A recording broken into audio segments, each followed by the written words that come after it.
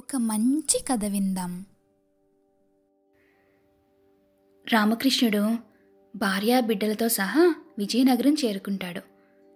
అక్కడ తాతాచార్యుల వారిని కలుద్దామనుకుని ఆయన ఇంటికి వెళ్ళినప్పుడు ఆయన ఆంతరంగిక శిష్యుడైన అప్పన్న రామకృష్ణుణ్ణి అవమానిస్తాడు, కలవనివ్వకుండా చేస్తాడు. రామకృష్ణుడు ఆ అవమాన భారంతోనే విజయనగర వీధులన్నీ తిరిగి సాయంత్రం వేళకి వీళ్ళు ఉంటున్న సత్రానికి చేరుకుంటాడు. ఆ సత్రంలో సత్తెరకాయగా పేరుపడ్డ మిడతం భట్లు మాత్రం తన బుద్ధి ప్రవర్తన అస్సలు మార్చుకోకుండా అక్కడే సత్రంలో ఉన్న వాళ్ళందరినీ కూడా వాళ్ళకి ఇష్టం ఉన్నా లేకపోయినా సరే ఈయనంతటా ఈయనే వాళ్ళ దగ్గరికి వెళ్ళిపోయి వాళ్ళు ఎంత అయిష్టంగా ఉన్నా సరే పందాలు కాసేసి తినే గెలిచేటట్టు చూసుకుంటూ వాళ్ళందరి దగ్గర డబ్బులు వసూలు చేసుకుంటూ ఉంటాడు. మిడతం బొట్లని అక్కడున్న వాళ్ళు ఎంత చీదరించుకున్నా సరే ఈయన మాత్రం తన ప్రవర్తనను అస్సలు మార్చుకోడు. పైగా అందరినీ చాలా హేళన చేస్తూ ఉంటాడు, వెటకారంగా మాట్లాడతాడు. ఎంతో బాధగా ఉన్న రామకృష్ణుడు సత్రంలోకి వచ్చేసరికి మిడతం బొట్లే ఆయన దగ్గరికి వస్తాడు. ఆచార్యుల వారు తమరిని సాగనంపేట కదా, విజయనగరం నుంచి ఎప్పుడు వెళ్ళిపోతున్నారేమిటి అంటాడు. రామకృష్ణుడికి అవమానం జరిగిన సంగతి అంతకుముందే సత్రంలో ఉన్న వాళ్ళందరికీ తెలిసిపోయింది. అసలే కోపం మీదున్న రామకృష్ణుడు ముందు మిమ్మల్ని ఎలా పంపించాలా అని ఆలోచిస్తున్నాను అంటాడు. వెంటనే మిడతం బొట్లుకి కోపం వచ్చేస్తుంది. ఏంటి, నన్నే విజయనగరం నుంచి పంపిస్తావా? సరే, చిన్న పందెం వేసుకుందామా? నేను చాలా భాషలు నేర్చుకున్నవాణ్ణి, ఏ భాషలోనైనా సరే అనర్గళంగా మాట్లాడగలను. ఆ భాష నా మాతృభాష అన్నట్లు ఎవ్వరికీ తెలియకుండా మాట్లాడతాను. అలాంటప్పుడు నా మాతృభాష ఏది? రేపట్లోగా నా మాతృభాష ఏదో మీరు చెప్పగలిగితే వెంటనే నా సామాన్లన్నీ సర్దేసుకొని ఈ విజయనగరం వదిలి వెళ్ళిపోతాను. ఒక్కవేళ మీరు కనిపెట్టలేకపోతే మాత్రం మీరు వెళ్ళిపోవాలి. జీవితంలో ఇంకెప్పుడూ కూడా మీరు విజయనగర సామ్రాజ్యంలో అడుగు పెట్టడానికి వీల్లేదు.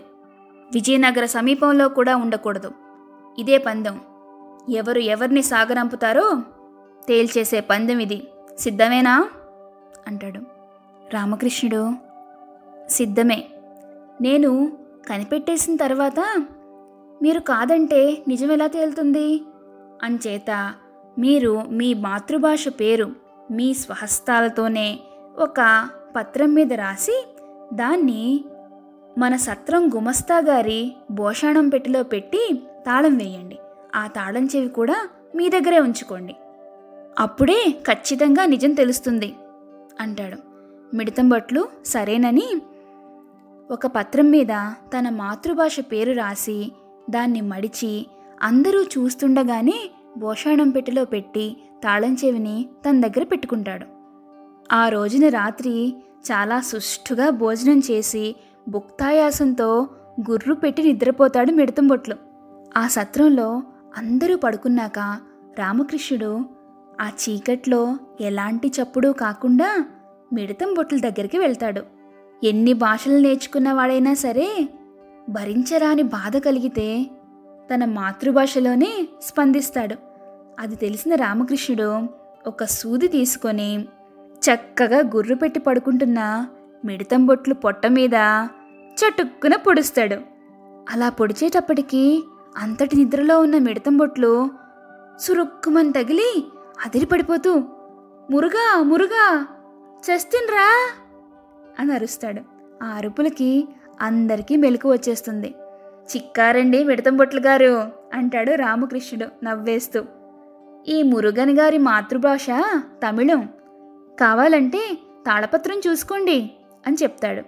వెళ్ళి భోషాణం పెట్టెలోని తాళపత్రం తీసి చూస్తే దాని మీద తమిళం అనే ఉంటుంది. మిడతం బొట్లు ఓటమిని అంగీకరించి విజయనగరం వదిలేసి వెళ్ళిపోతాడు. రామకృష్ణుడే కాకుండా ఆ సత్రంలో ఉన్న వాళ్ళందరూ ఒక పెద్ద బెడద వదిలింది అనుకొని హాయిగా పడుకుంటారు ఆ రోజు రాత్రి. ఇంకొక తెనాలి రామకృష్ణుడి కథతో మళ్ళీ కలుసుకుందాం. అంతవరకు సెలవు.